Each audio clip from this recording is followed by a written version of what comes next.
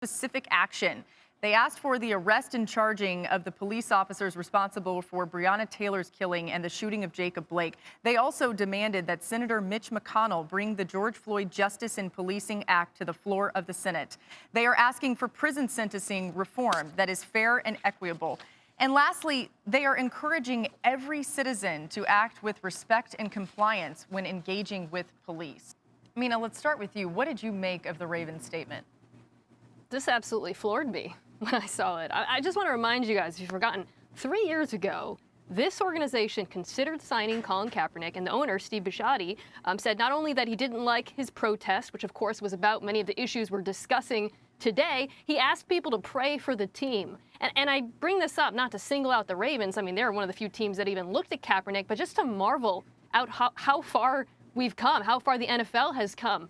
This might be the most specific, powerful, impactful statement I have ever seen from an American sports team. I'll say that. I mean, just read the details, the legislation, calling for an end to qualified immunity and to no-knock warrants and chokeholds.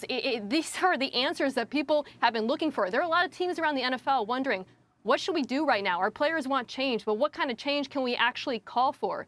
The Ravens just gave you a playbook. And unlike their actual playbook, which you probably can't replicate because you don't have Lamar Jackson, you can take this one and run with it.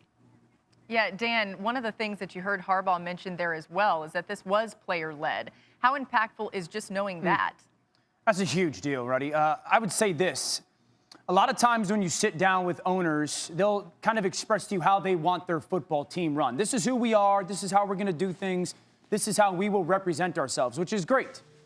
In 2011, I played for a head coach, Jim Caldwell, and I remember it was the first time I heard him say, or a coach say, players, this is your football team, right? I think this is the first example of an NFL organization going, players, this is your organization. In this situation, this is your organization. And it seems like the players went to ownership and Steve Bisciotti said, listen, I'm an open book. Utilize the power that I have. Utilize the money and the funds that I potentially have.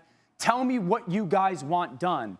And I can't imagine how those players feel walking into Baltimore today. After this statement's released, if I'm a Baltimore Ravens player, I'm walking in so energized and encouraged and proud to put on those colors, proud to know that my owner is walking side by side with me. There's a scripture in the Bible that says, let us not love by words and speech, but with action. And Steve Bisciotti and the Ravens have been very clear. This is about action, and it's awesome to see. Yeah, Dan, that's great. I totally love what you just said. I want to go back to something Mina said about the process, right, of what Bisciotti said 3 years ago and where they are now. This is the power of conversation, understanding, empathy, and then action.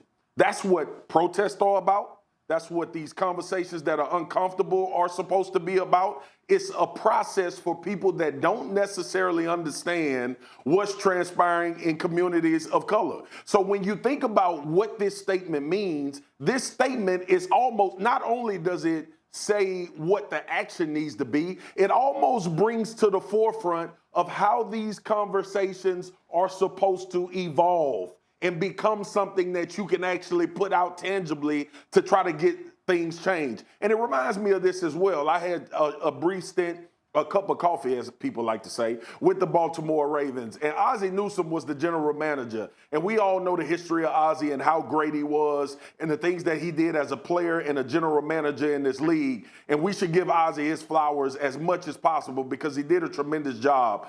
And you look at his last draft with drafting Lamar Jackson. And I think about there are some parallels and some similar things that goes along with this. Lamar Jackson coming out of college. Well, he's a runner. He's a guy. The league, you need pocket passers. You need guys that stand in the pocket. The Ravens said, no, we're going to create a system around this guy so he can thrive and have success. You think about the process of what they just went through with Earl Thomas, a player-led thought that he no longer fit in the construct of that team. You think about all of these things that you see coming out of the Ravens, and to Dan's point, this is a player-driven team. And usually what that has symbolized to me for a long time in sports is that teams that let players have that voice, that freedom, that ability to create the work environment, they tend to have success. Marcus, I have 10 seconds. Do you think that the other 31 teams follow suit like what the Ravens did? I don't think everybody is on that same level. And unfortunately, to say, Laura, I wish they were. But I do believe it's a sort of pressure to those teams. And the ones that were either on the fence or planning on doing something, they are going to be stronger about what they come out with.